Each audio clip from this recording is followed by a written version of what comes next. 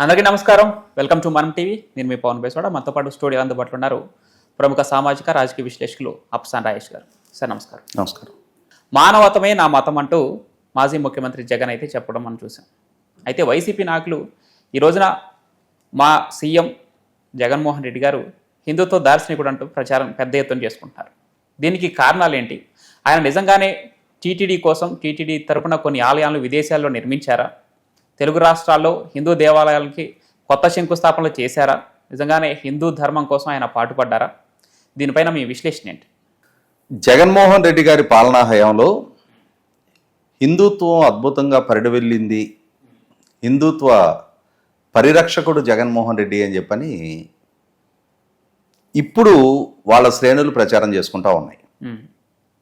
మొన్నటి వరకు అంటే గత వారం వరకు కూడా ఫాస్టర్ ప్రవీణ్ తరపున వైసీపీకి సంబంధించిన అంటే భారతి గారితో, గోరంట్ల మాధవ్ తోటి, జగన్మోహన్ రెడ్డి గారితో చాలా సన్నిహితంగా మెలిగిన ఫాస్టర్లు సమాజంలో మత విద్వేషాలు పెంచడం కోసం ప్రవీణ్ మరణాన్ని ఏ విధంగా అడ్డు పెట్టుకొని ఎంత విశృంఖలత్వంతో వాళ్ళు చెలరగిపోయారో చూసాం మనం.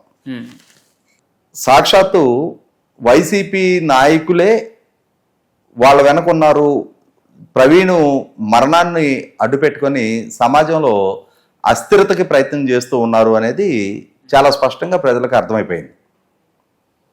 తర్వాత ఇవాళ నిన్న శ్రీరామ నవమి సందర్భంగా జగన్మోహన్ రెడ్డి గారిని హిందూ జన ఉద్ధారకుడుగా వైసీపీ శ్రేణులు శ్లాఘిస్తూ ప్రచారం మొదలుపెట్టారు.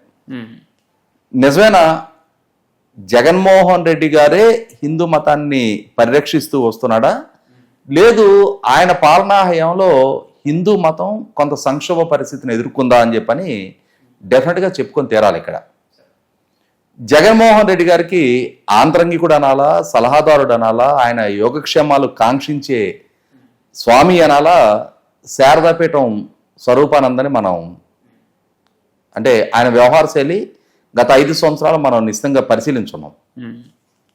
మరి శారదాపీఠం నుంచి జగన్మోహన్ రెడ్డి గారి మేలు కోరుతూ రాజశ్యామల యాగం చేయటం, ప్రభుత్వం నుంచి శారదాపీఠానికి లబ్ధి చేకూరుస్తూ జగన్మోహన్ రెడ్డి గారు వందలాది కోట్ల రూపాయల ఖరీదైన భూములు కేటాయింపు చేయటం, మరి హిందూ మత ఉద్ధారకుడు అని చెప్పని జగన్మోహన్ రెడ్డి గారు చెప్పదలుచుకున్నారా? అంటే శారదాపీఠానికి లబ్ధి చేకూరిస్తే హిందూ మతం మొత్తానికి కూడా లబ్ధి చేకూర్చినట్టుగా భావించాలా?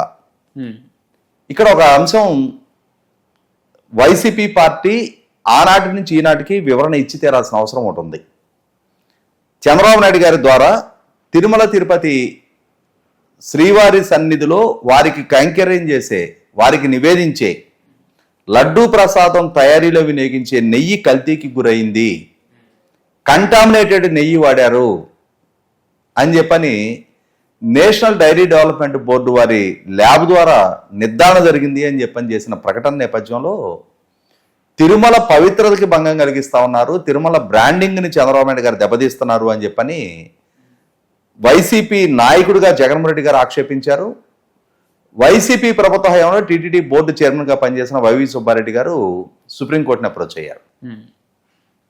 సుప్రీంకోర్టు ఈ వివాదం మీద విచారణ చేయడం కోసం సుప్రీంకోర్టు ఆధ్వర్యంలో సిబిఐ డైరెక్టర్ పర్యవేక్షణలో ఒక కమిటీని కాన్స్టిట్యూట్ చేశారు. సిబిఐ అధికారులు, ఆంధ్రప్రదేశ్ రాష్ట్ర పోలీసు అధికారులు, అలాగే national food safety and standard అధికారులు, వీళ్లతోటి ఒక కమిటీ కాన్స్టిట్యూట్ చేసి డైరెక్ట్గా సుప్రీంకోర్టు సిబిఐ డైరెక్టర్ పర్యవేక్షించి సుప్రీంకోర్టుకు ఆ నివేదిక ఇవ్వాలి అని చెప్పారు. అంటే సుప్రీంకోర్టు విచారణ చేసినట్టుగానే భావించాలి. అటువంటి కమిటీ చేసిన విచారణలో నెయ్యి కల్తీ జరిగింది అని నిర్ధారణ జరిగి ఆ కన్సర్న్ డైరీ యజమానుల్ని అరెస్ట్ చేసి ఇప్పుడు జైల్లో ఉన్నారు కదా. మరి ఆ విధమైన నెయ్యి కొనుగోలు ఒప్పందం చేసుకున్న వైవి సుబ్బారెడ్డి తల ఎక్కడ పెట్టుకుంటాడు ఇప్పుడు? ఆనాడు పాలకుడిగా జగన్మోహన్ రెడ్డి తల ఎక్కడ పెట్టుకుంటాడు ఇప్పుడు?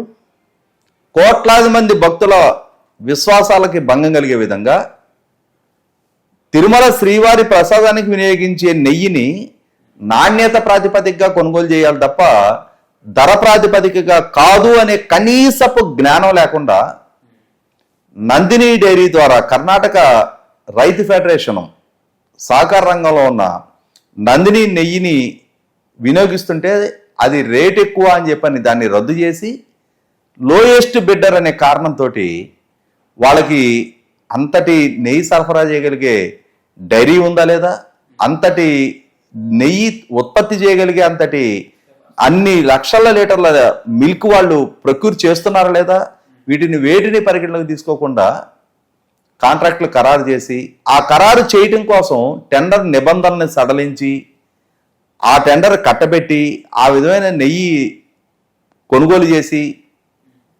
ఇంకా జగన్మోహన్ రెడ్డి గారు ఆధ్వర్యంలో పనిచేసిన టీటీడీ బోర్డులు హిందూ మత ఉద్ధారకులు అని చెప్పని వాళ్ళని చెప్పుకుంటుంటే సమాజం సిగ్గుపడుతుంది, హిందూ సమాజం నవ్వుకుంటుంది, వీళ్ళ మన ఉద్ధారకులు అని చెప్పని.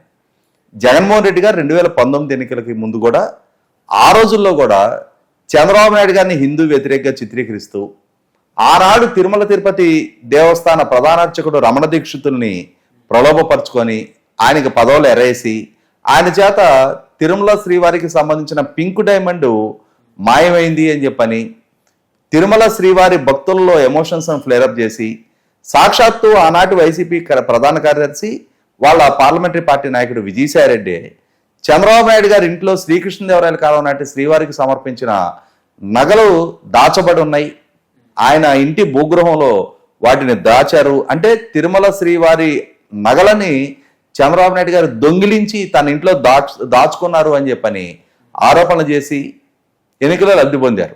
ఎన్నికలకు ముందు రకరకాల దుష్ప్రచారాలకు పాల్పడ్డారు. మరి అధికారంలోకి వచ్చిన తర్వాత 5 సంవత్సరాల కాలంలో ఆ పింక్ డైమండ్ ఏమైంది, శ్రీకృష్ణదేవరాయల వారి నగలేమైనాయి? మరి ఆ రోజు ఆరోపణ చేసిన రమణ దీక్షితులు తర్వాత జగన్మోహన్ రెడ్డి గారి ప్రభుత్వానికి వ్యతిరేకంగా తానెందుకు మళ్ళీ ఆరోపణ చేశాడు? కాబట్టి ఇక్కడ ఎన్నికల ప్రచార సందర్భంగా మతాలను వాడుకోవటం, ఆ మతాలను వాడుకొని దాని ద్వారా ఓట్లు లబ్ధి పొందటం, అధికారంలోకి వచ్చి తాము అడిగిన ఒక్క ఛాన్స్ దక్కి 5 సంవత్సరాల పాటు అధికారం ప్రభుత్వం చేతిలో ఉన్న తర్వాత మరి ఆయన పాలనా హయాంలో ఎన్ని ఆలయాల మీద దాడులు జరిగినాయి, ఎన్ని ఆలయాలకు సంబంధించిన విగ్రహాలకు అపచారం జరిగింది, ఆలయాల రథాలు దహనమైనవి. సాక్షాత్తు రాజవంశీకులు అయి ఉన్న అశోక్ గజపతిరాజు గారి కుటుంబ పెద్దలు 106 ఆలయాల సంరక్షణ బాధ్యతలు అలాగే విద్యాలయాల సంరక్షణ బాధ్యతలని తమ కుటుంబానికి ఉన్న యావదాస్తుల్ని మాన్సాస్ అనే ట్రస్టుకు రాసి ఆ ట్రస్ట్ ద్వారా ఆలయాల నిర్వహణ చూస్తున్న సందర్భంగా ఆ ట్రస్టుని హస్తగతం చేసుకోవాలి, తద్వారా ఆస్తులను అన్యాక్రాంతం చేసుకోవాలి అని చెప్పిన దురుద్దేశంతో మాన్సాస్ ట్రస్ట్ వ్యవహారంలో ఏ విధంగా వ్యవహరించింది చూసాం మనం.